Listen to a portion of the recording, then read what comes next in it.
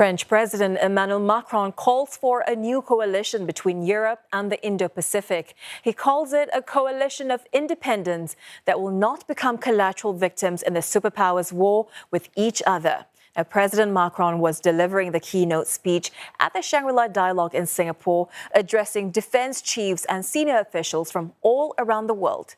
Qiuyi reports from Asia's premier security event.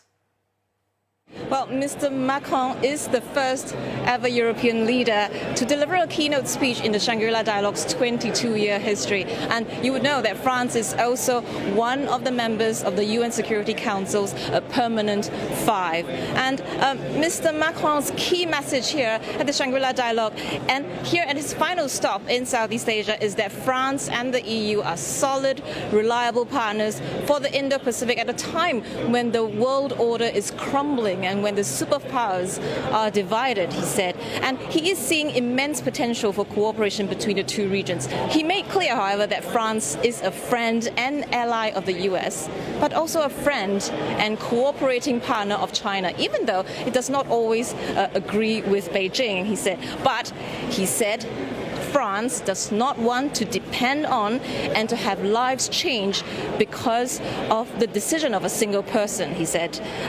He pitched France and the EU as a third way, he said, for partners in the Indo-Pacific, a third way between the US and China, and a partner for effective multilateralism as the region is facing punishing tariffs and geopolitical tensions are looming large in the background.